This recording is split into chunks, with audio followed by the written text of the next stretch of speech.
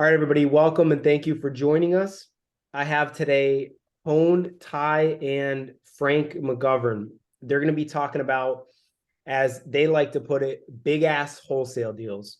What this means is instead of wholesaling residential properties like we all do and we're all focused on, they're going to be teaching about wholesaling commercial deals, huge profit, big margin commercial deals. This is something that they talk about often. They teach about it. They have a group, a Facebook group that's dedicated in supporting people wholesaling these properties. And I'm actually a member of that group and trying to add commercial properties to my repertoire as well. So I'm going to hand it over to them. They can give themselves a quick introduction, and I look forward to hearing from them. All right. All right. What's going on, everybody? So I am Hoan Tai, like Bob said, and I'm accompanied with Frank McGovern. So we run what's called Wholesaling on Steroids. And this is a group that is designed to help you guys learn how to not only deal with commercial properties and industrial properties, but whether you want to wholesale them or buy them yourself, you get that option. And it's a very unique thing what we do here in wholesaling on steroids. So I want to let Frank introduce himself real quick. So Frank, how long have you been wholesaling for? Thanks, Bob and Hoan. Thanks everyone for joining. My name is Frank McGovern. I've been wholesaling in the Philadelphia market since 2010. And at this point, I've closed, well over 600 transactions. Got it. And then, so you started off with residential wholesaling and then you transitioned into this commercial settings. Why did you do that? I've done a little bit of everything in real estate, from them 600 plus deals, the majority have been wholesale, but I've done, a bunch of fix and flips, buying holds, a little bit of development. So just kind of going through the process of, all of that and building, a sizable team with an office. I just identified what I do really like and don't like in the business, and the stuff that I'm good at and the stuff that I'm not. I do not like managing like anything, construction, people, anything. So, my goal is to get to a point where I was consistently netting, 7 figures a year. And the path I was going down, I felt that was going to be very difficult, doing it the way that I wanted to. So, I, needed to figure out an alternative way. And, sales and marketing is what I like the most and what I'm good at. So I just really started taking that skill set, marketing to bigger assets. And then, there's a lot of trial and error, but was able to get some of them closed. And now I'm at a point where I'm, getting them closed consistently and, growing even more. And then wholesaling on steroids was born. So here we are, guys. Let's get into the meat and potatoes of it. Let's bring some energy to the room. Frank, you just did a closing. Let's talk about the results of the closing. What kind of property was it? And what kind of profit did it make? It was a storage facility deal. And it was with like a mentee of mine who I've been working with since the first webinar we did on December 23rd. He had locked the deal up from an SMS text message marketing for $3.5 million. I think the seller was originally asking, like 4 million or closer to that number. But it was over 40,000 net rentable square feet of storage, fully occupied. We locked it up at just under a 9 cap and sold it for just under an 8 cap. And that was like, there was a value add in the sense that we could raise the rents, but you didn't need to build anymore or raise occupancy. So we got the asset for $3.5 million and we sold it for $3.95 million. So my mentee was able to net $250,000 to himself, as well as 2.5% equity in that asset. Right. So with that profit that you were talking about, he sold it for just under 4 million. He locked it up for $3.5 million, right? That's $500,000, guys. Think about that number. And the person who found the deal, he just learned about this back in December of 2022. So what's that, 4 months ago? Yeah, December 23rd was technically like the day of it. So, mind you, that was a couple of days before Christmas, New Year's. So he literally locked up a deal by the end of January by taking the information that we're literally going to be going over today, and then just taking action, right? He invested the time, he took the action, and the results showed. Yeah, yeah. It's amazing, right? Because everybody could have said like, "Oh, it's Christmas. Oh, it's New Year's. Oh, it's this. It's that," and he didn't. He just took action, and now fast forward to today, he has the results. So from that deal, Frank was able to help him along, and Frank being involved with the deal also got a part of the deal. So the mentee was able to make $250,000 in, let's say, 3 months worth of work, right? How long does it take you guys to make $250,000, right? Typically not 3 months. So in 3 months' time, he made that much money. But then the kicker, and this is my favorite part, is that you guys also got equity, right? You negotiated equity. Can you talk about that a little bit? Yeah, so when I'm building relationships with buyers, and like I already had, relationships with these buyers at this point, a bottleneck for them is the deal flow, right? So when I'm communicating with them, I'm telling them, hey, like that's kind of like, that's what I'm great at, like finding off market, really good deals, direct to seller marketing. So if you can see the value that I bring, I'm looking to collect a fee, but I would like to get a minimal amount of equity as well. And both of those things are obviously, determined by how good the deal is, right? Like we're not like selling a deal, like a bad deal and getting equity and all this money. It's a quality deal, and we're selling, like leaving a little bit of cash on the table that we probably could have gotten just to get a little bit of that equity. But again, it's just, for me, it just makes much more sense to do that in the long term. Right. So if anybody's familiar with buying, say, large apartment buildings and the syndication model, oftentimes the equity, the GP side, as they call it, that is divvied up based on what a person is doing. So within the team, there might be this hunter person, this person who does the acquisitions, who finds the deals, and they're the ones who bring the deal to the partnership, the syndication, and they get a sliver of the equity in the deal. What Frank is doing is no different than that, other than he is not in the team full time. He's like a third party or a virtual acquisitions Yeah, manager. I'm like an independent contractor acquisitions for the Yeah. people, and to a certain extent. Right. So from the residential space, maybe we're not used to giving equity and we're just used to paying the fee to the wholesaler. But when it comes to the larger commercial, industrial, apartment building, syndication, things like that, that's very common. So step one to this whole entire process is to realize that though some things may seem uncomfortable, some things may seem weird, it's actually common practice in this other kind of industry. So in the commercial world, very common to do what Frank's actually saying, to get equity for your participation, not just a fee. Yeah, and I So and I would just say, to add to that, is that while it's definitely, more normal than it is residential, don't expect to get it. Like, you need to make sure you're negotiating it, asking for it. Someone's not going to just give you the equity for the most part. right, So just make sure, you are being, you're talking about it, you're negotiating that into the terms when you agree with the right, buyer. right. So most of the time you're negotiating with buyers for a fee as well as equity, but then there are some times where the buyer may say that, hey, I'm uncomfortable with giving you the equity piece. So then in that case, you would just ask for a bigger fee, correct? Yeah, so like honestly, like in a situation like this, it's like, hey, all right, well, you know, I'm just going to maybe pay 4 million bucks or whatever. Well, 3.95 and 5% equity, or something like that, right? So it's like almost like I get them to agree to a higher number, and then I lower the number a little bit for the equity. Got it.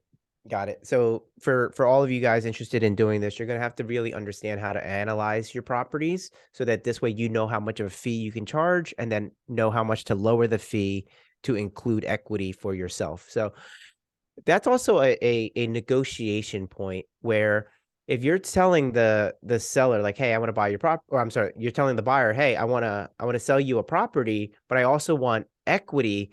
That's kind of giving them a vote of confidence, saying like, hey, this is such a good deal that I still want to be involved with it. I'm willing to take a lower fee, but I want to be involved, to give the buyer more reassurance that this is a good deal. Because otherwise, why would I want to be involved with the deal if it's a bad deal? So it's just, you have to understand the mentality around it. Actually getting into this whole wholesaling on steroids kind of play is more mental than it is physical. There's a lot that you have to work on mentally in order to start doing this. And one of the things that we talk about in our trainings is the mentality part, and how it's just more just commas and zeros. Nothing else is different. Frank, can you talk about the psychology around that, Yeah, working and with sellers and buyers? is a good segue, because like what we have created with the wholesaling on steroids, it's like, 7 steps to 7-figure deals. And the first step in that process is mindset, right? A lot of people that I talk to, and even myself, 2-3 years ago, had a lot of self-limiting beliefs, a lot of misconceptions, a lot of assumptions that were inaccurate when it comes to larger deals. The similarities, again, like I've come from a background of a lot of direct to seller marketing, doing a lot of, marketing to sellers and getting deals that way, right? Off market deals. What I do from like, with this compared to what I was doing before, it's like 80% the same. It does take a longer time, cost more money. The analysis is very different, but the sales and the marketing, right? The type of marketing that I do, the types of conversations that I have, they're all like very similar. But you have to kind of not be scared of commas and zeros pretty much, right? Like that's one of the biggest difference. It's like if it was like a $500,000 house, you're like, oh, no big deal. You add another comma and zero to that, and it's now a $5 million apartment building or storage facility, and now it's a scary thing. But at the end of the day, that is a property that is owned by a person.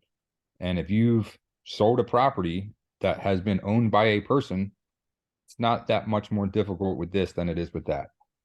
We just make it much more difficult in our mind than it is here in the real world. So again, the mindset is the biggest thing. Realize like you don't have to be scared of commas and zeros, and just have the mental fortitude and toughness to say, hey, this isn't necessarily going to be easy, but it is pretty simple. And as long as I set my mind to it and like, hey, I'm going to put in the work, I educate myself, I know what I have to do here, whatever you set out to accomplish is going to happen. Right. And one of the biggest things that allows people to make that transition mindset wise is actually being involved in the community. And that's why we created our Facebook group, so that you guys can be a part of it. If you guys get a deal and you guys get confused, if you guys have questions, if you're kind of scared, if you don't know the process, put the questions on the Facebook group. This way, we'll be able to guide you and say like, yes, do this, no, do that. And whatever mistake that you're about to make, we stop you, and we give you guys clarity, so that again you can make that transition. It's a transition, and once your brain gets used to this extra comma, extra zero, you're just like, oh, that's all it is, and there's nothing to be afraid of.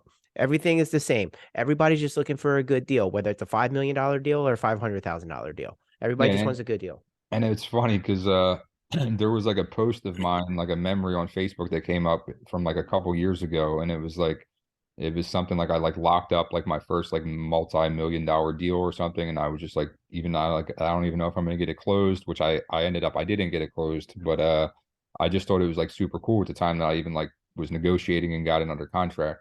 And then now I was just thinking about that, and it's like I honestly don't really work on stuff that's not at least like $1 million or more, or multi-million dollars. Like I got to call a deal today in Sacramento. It's a $17 million deal.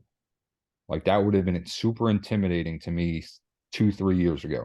Like I would have been like, again, just kind of been inside my head thinking it was much more difficult and different than what I've been doing for the last 10 plus years, but it's not. Right. And the situation with the mentee who just made $250,000 in December, that person had no experience whatsoever in this space. And then they got the training, and then they were like, okay, hey, what do I do next? Frank's like, yo, start marketing. He starts marketing. He finds a property. It's $3.5 million. It started off at $4 million. It's very intimidating. So then what happens? He's like, hey, Frank, I got this. I don't know what to do with it. I don't know how to close on it. Frank helps him with the deal, takes it all the way through. They close. There's almost $500,000 on the table to be made, and he gets $250,000 and Frank gets the rest. Like, it just goes to show you that you're not alone in this, and you can still make huge amounts of money. So biggest thing, get over the hurdle by being involved with the community. So we have a Facebook community. We can add the links later for you guys to join. I'll be pasting it in the chat, the links, if you guys do want to get involved. We have both the Facebook community as well as a training that you guys can purchase. It's a recorded training that we did where we're going to outline every step. Because of this training right here, or this webinar right now, we don't have that much time. We're going to go over what we can, but there's going to be a few things that we leave out. But if you want all of the details, just grab your training. It's like $199. So just under $200 with the potential to make $250,000 or more per deal. Now, of course, results may vary. So make sure you don't have this thought in your head that if you just buy the training, then all the results will come. Let's be realistic. But the possibility is there. It's real because we've seen it. It actually happens. So I just want to share that. So now let's jump over into the asset classes, Frank.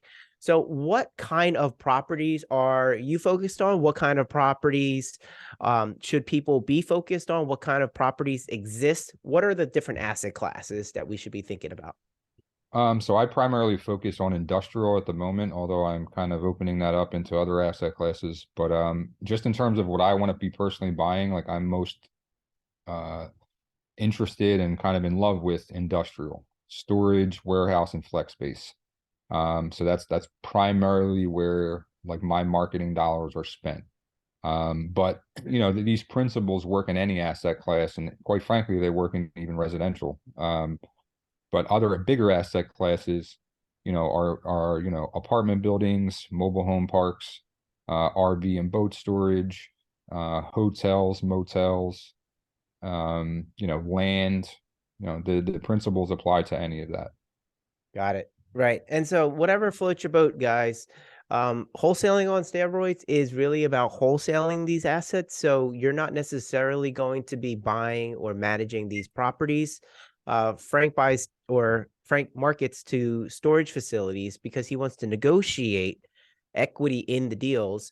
And historically, when you look at the charts and graphs and all of that, based on success, storage facilities have year after year performed through some of the worst economic environments. And so if Frank is going to be negotiating equity in any of the asset classes, he's going to pick one that is pretty resilient with market downturns. So that's why he focuses on that. But by no means do we want you guys to focus on that simply because Frank chooses that. We want you guys to pick what it is that you know and like and love. So if you guys really know mobile home parks, fantastic. You can focus on mobile home parks all across the country and you can wholesale those. There's a big buyer pool of mobile home parks. Your job is just to go out there and find these properties, know how to evaluate them, get them under contract, and then we help you find a buyer. And there you go. And the thing I definitely want to stress is like the powerful thing about these is like like if you're doing direct to seller marketing already, you don't have to stop doing what you're doing. That's number one. And number two, like you don't need to do that many deals a year to make a whole lot of money. You can, do it. And again, it's all whatever your goals are, but you can do a deal or two a year and make a significant amount of money. Or you can try to, you can transition out of what you're doing and more focused on this and get to a point where you're doing a deal a month or multiple deals a month. Again, it just depends on what your goals and intentions are. Right. The one difference that you guys have to be a little mindful of is the duration of the deal, like the length of time it takes to actually close on one. When it comes to residential, if you guys are at all familiar with wholesaling residential properties, you can get that thing done in like a week or two, depending on who your buyer is, right? The due diligence period is very short, if anything, right? They're just like, oh, it's a house. I know what that is. They could probably buy it sight unseen sometimes if they know the area enough. But with these commercial properties, these industrial properties, there's going to be a little bit of a due diligence period. The negotiations with the sellers may take a little longer. There's all of these moving pieces that take a bit longer. So if you're coming from the residential mindset of these deals happening quickly, then you're going to have to shift that a little bit to these deals taking, what would you say, Frank? 60, 90, 120 days, even more maybe? Yeah, I would say like they're generally going to be like, 60 days would be pretty quick. But 60 to 120 days, because just some, stuff comes up, there's a due diligence process. You got to make sure you go through all of your due diligence and everything checks out before you, order title. And even, want to kind of set up all the financing, you want to kind of make sure you have clean dirt. There's not any, significant roof repairs that you didn't account for. So yeah, they take definitely are going to take longer.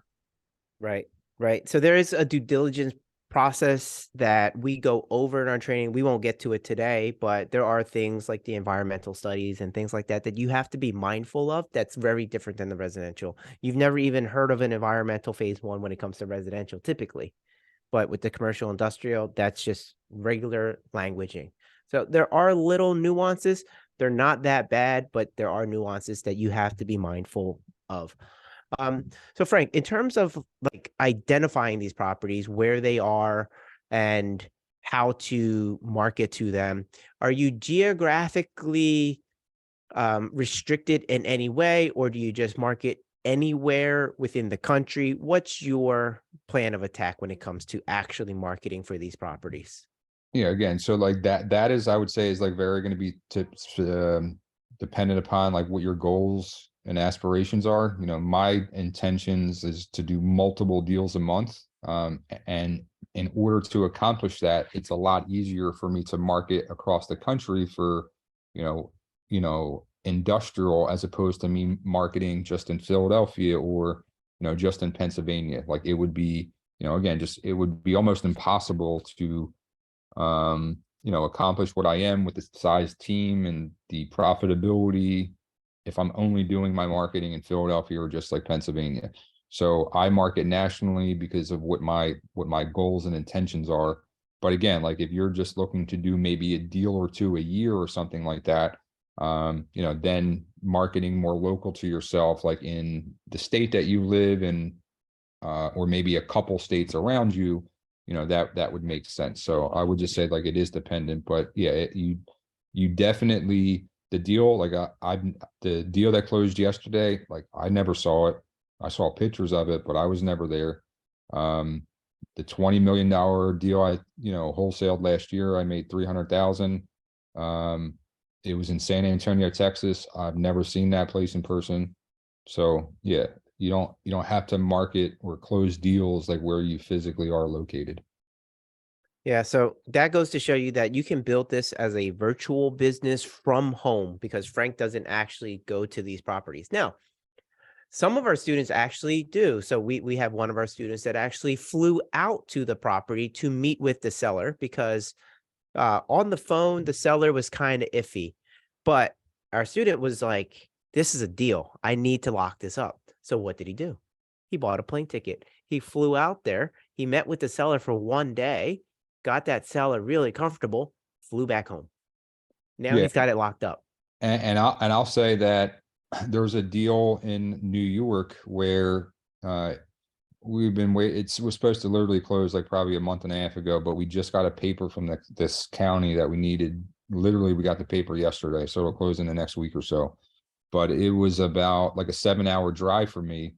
But I knew how good the deal was. So the guy it's a 92-year-old old head, wanted to meet me in person. So trust and believe, I got my ass out to New York and met with the guy. I'll get 115,000 and 15% equity because I was able to negotiate owner finance terms on a 200,000 square foot asset.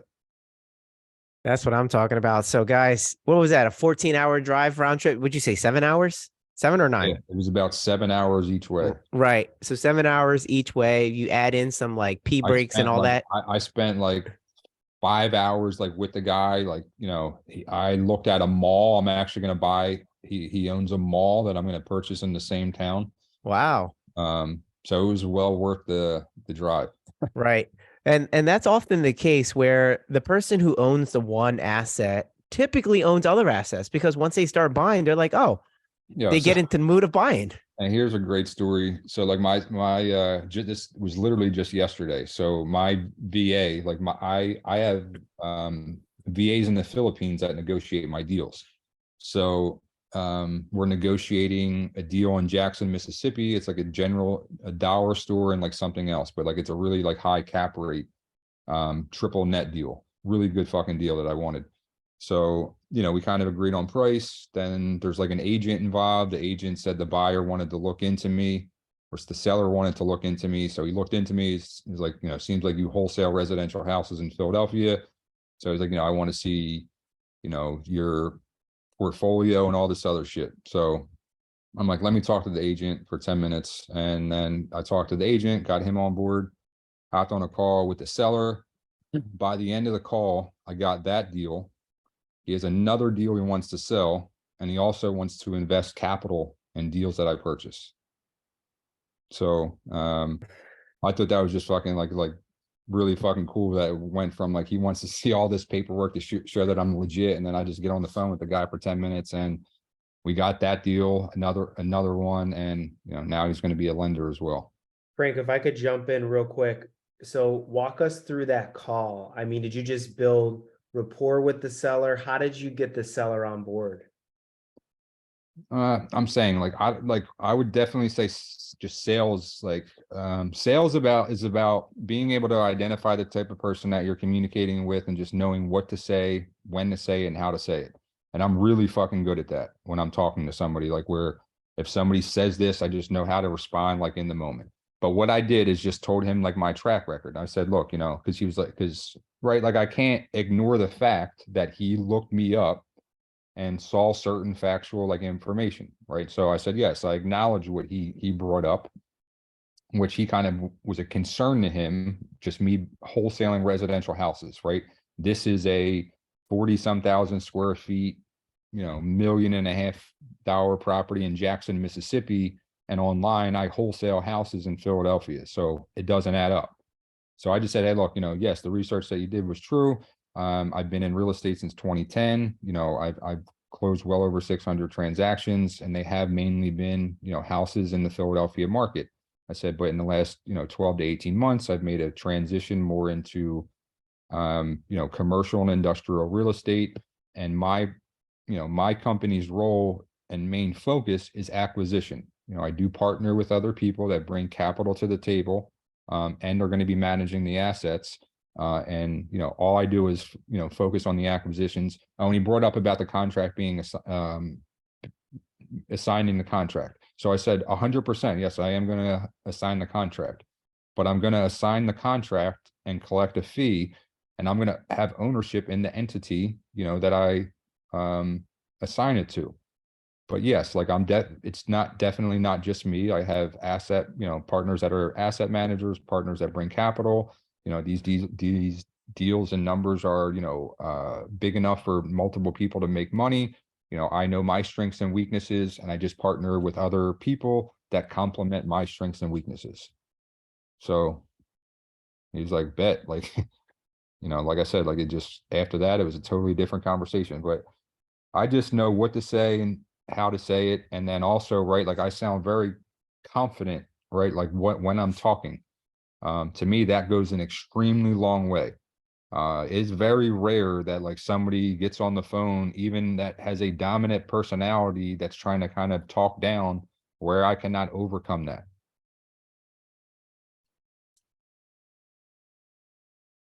All right. So what does that mean?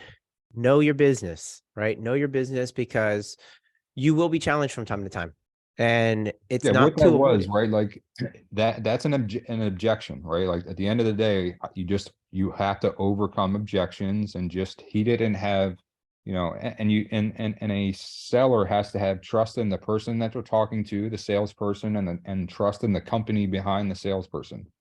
Like if you are in range of what they want to be in terms of the number, and not even the highest price, but they're comfortable with you, the salesperson, and or you the company, sometimes it is the same, then yes, like you're going to get that deal. Right, right. So let's go on. So that's a very important point because the thing I want to highlight is that if you guys caught it, Frank said my VA is actually the one having these early conversations with these sellers, meaning it's not Frank who's necessarily on the phone, banging the phones and going, "Hey, you got a property for sale?" It's not him at all. And he doesn't even jump in until he's needed. And he's if I'm needed. if he's even needed, because as you start to grow this thing, you realize that you can be more efficient by putting other people in place, and then you can go focus on what you do best. So with Frank, what he does best is he has the vision for the company. He creates the relationships with buyers. He creates the relationships with money people, with sellers. He figures out the strategies around what the company is going to do, and that's what Frank should focus on. And then everything else people can do for him. Like we joke around, like Frank can't do nothing with technology. He's terrible at it, right? He's terrible at technology, but he leaves it to other people. Don't be telling people that. But you know what's great is, like, if you look, Frank has a beautiful website and a beautiful this and a beautiful that, and he didn't touch not one piece of that. And it's like, look, he gets to create all this because he has the vision and he just puts the right people in place to do those things. So for you guys, what I want you guys to pick up on is that you don't have to be the best at all of it. Your job, whoever you are listening to this, your job is just to go put people in place. And Frank put VAs from the Philippines in place to do the sales calls. As crazy as that is, that's usually the piece that people are like, there's no way I can outsource that. Frank not only outsourced it, he outsourced it to the people who get paid the least per hour. Think about that for a second, right? It's all about the systems and processes. And that's what Frank really, really nailed. So in terms of systems and processes, let's go into the marketing piece. We don't have too much time left, but I want some people to walk away with some tangible action steps. So in terms of marketing for these properties, Frank, where do people find the properties? How do they get to know about whether it's a mobile home park in Alabama or if it's a warehouse in North New York? Like how do people find out about these properties?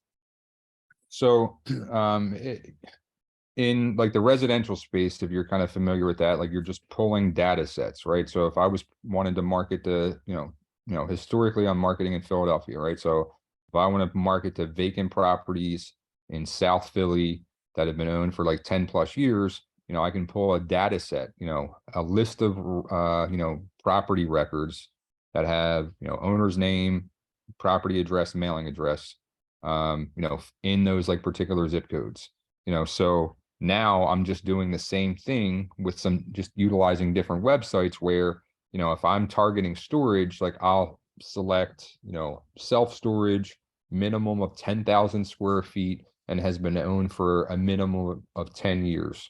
Or, you can select mobile home parks or, apartment buildings that are a minimum of 100 units owned for a minimum of 10 years or, whatever the case may be. But it's just, you're pulling, data. You can get that from the public record. You can get that from PropStream, Reonomy. I just got another one and I can't remember the name. There's CoStar as well. CoStar. Yeah, there you go. Thank you, Hoan. I Yep. knew I needed you for something. I'm all right, every once in a while. And CoStar, like that's where you can pull data from, and it's just varying much, you can look into all of them, but they're just, widely varying costs. But once you get the data, get it skip traced, which is just a process of taking that data, getting telephone numbers for, the sellers.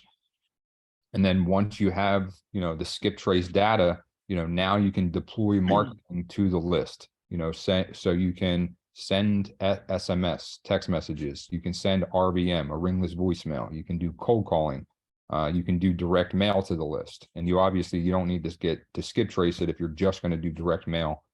But that process is no different, like those things that I didn't like, that's 100% the same as I did with residential for 10 plus years. There's literally no difference from that standpoint.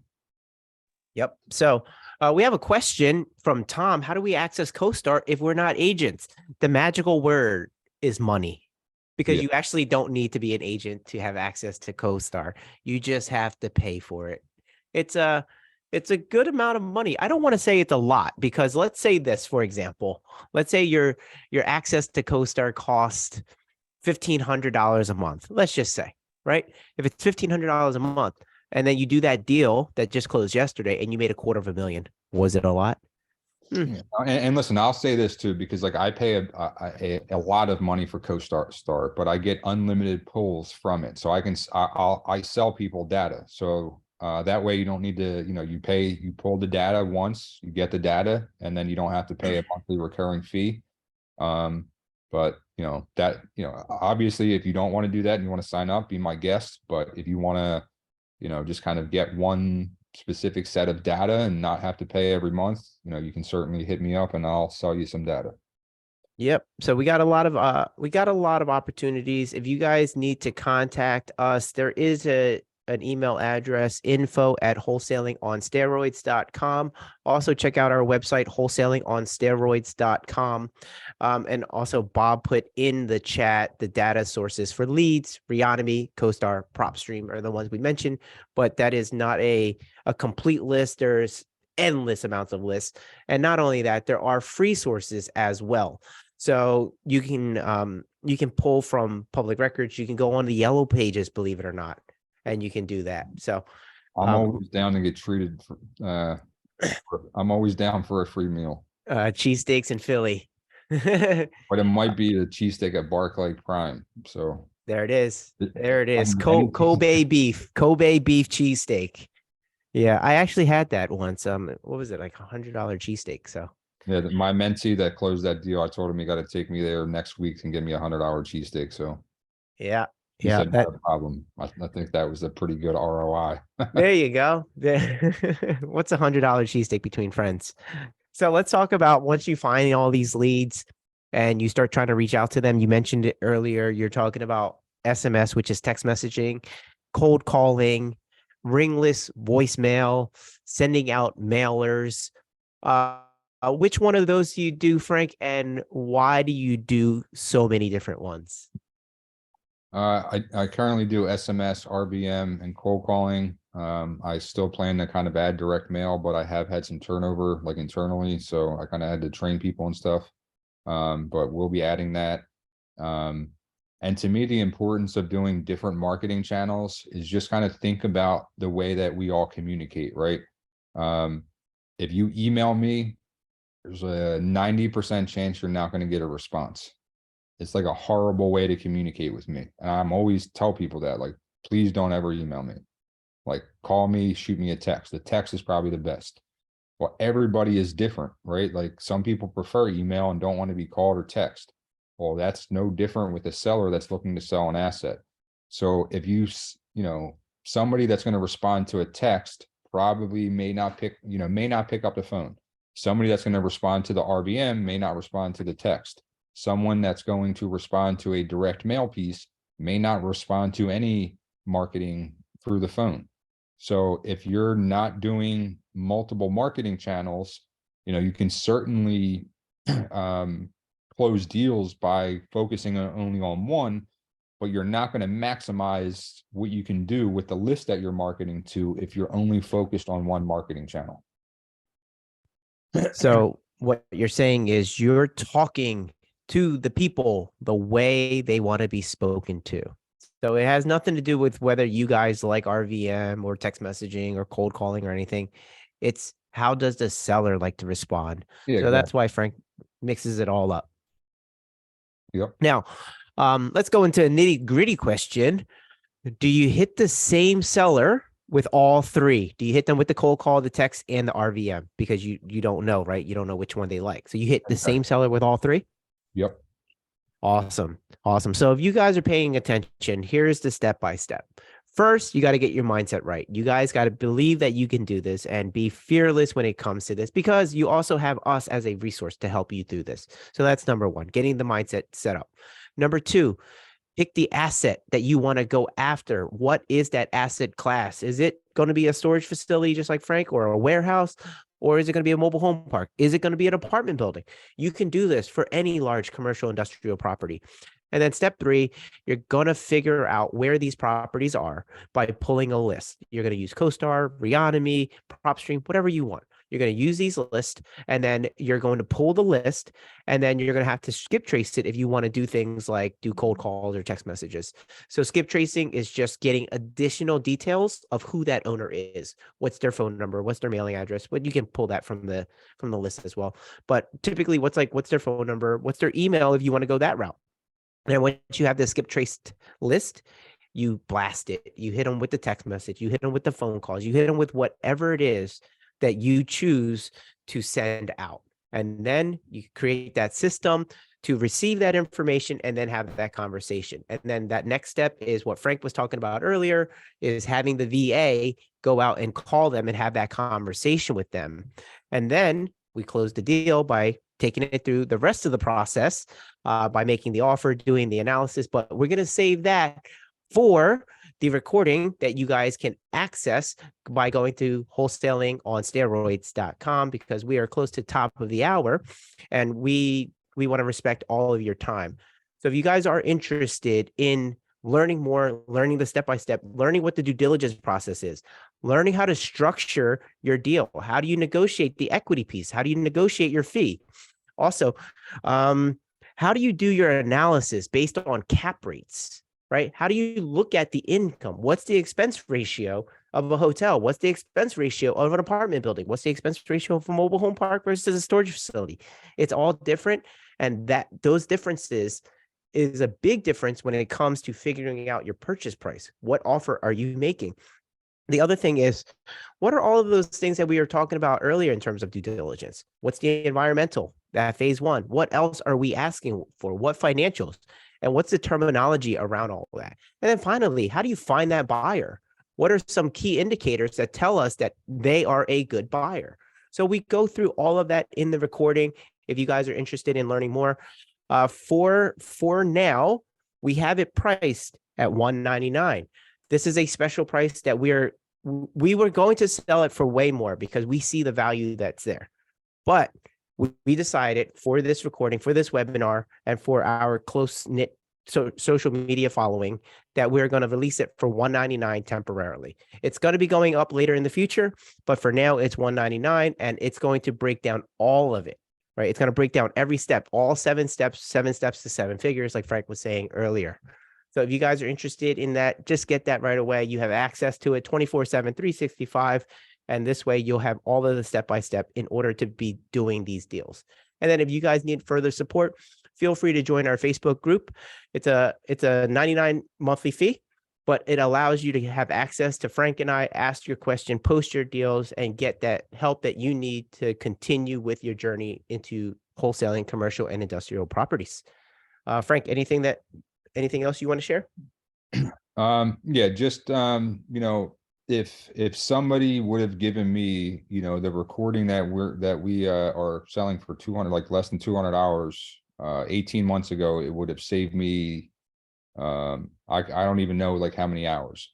And quite frankly, like if you're a real action taker, the group is not 100% necessary, right? Like I give you enough information that if you take that information in that 200-hour video and you utilize it, it's a foregone conclusion that you will start closing deals with these bigger assets. If you do need some additional help, you can certainly get plugged into the group, and we'll be available, connect. But again, like if that's not, you don't necessarily like need to do that. And I can't stress enough, like if you have experience, like, whether you're a real estate agent, whether you wholesaler, any even like business type, and you're not just like fresh and green, like this is not much more difficult than what you probably have already experienced. I tell people that are in the residential space, it was so much more difficult and much more of a hurdle to go from when you did 0 deals to where you completed 10 or 20 compared to where you are now, just to transfer those skill sets into a different asset class. So again, like the information is there, you take the action, you can make life-changing money with these deals. Yeah, guys, keep in mind something too. You don't have to stop what you're doing. I'm an actual student of Hoan and Frank's in their commercial group, learning this strategy. And I still operate my short sale business. As you guys know, we're growing. I still do residential flips and wholesales. I'm just adding this in because it makes a lot of sense. It's super symbiotic to what you're already doing. If you're a real estate agent selling properties, residential wholesale or whatever it is, it's just very symbiotic. It makes a lot of sense.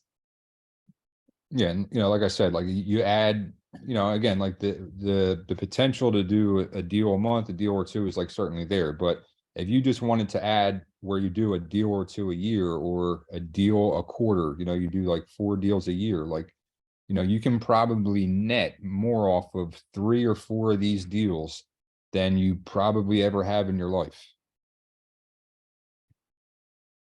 Yeah. Guys, Because any other while it questions? definitely Yeah. costs more, to kind of get these deals, like just the profit margin on them is like ridiculous. Yeah. Guys, any other questions for Hoan and Frank before we let them run? Anything at all? Usually we get crickets because we do such a good job at explaining everything that we do. But, if you guys don't have questions, it's only because there's so much to unpack that getting the recording would be a very good thing for you guys because there is still a lot more to unpack. All right. We got a quiet group today. Guys, thank you so much for coming. Hoan, Frank, I really appreciate your guys' time. You guys have this presentation dialed in, I have to say. It's nice and tight. I like it. It's awesome. Thank you very much. We owe that to him. He wants to give you we credit practice a lot. now, Hoan. He wants to give you credit. I see. Yeah. That's. I'm glad this is recorded because Frank's not used to saying nice things about me. So I'm glad this was recorded. I'm just gonna clip that and post. That's all I'm posting on Facebook is the I end. love it. I love it. Do that, please. All right, guys. Thanks again, Hoan and Frank. Thanks everybody for All right, Bob. coming, Yeah, guys. I appreciate you having us on, and I greatly appreciate everyone taking the time to hop on. Hopefully, you guys got some value from this, and wish you guys all the best.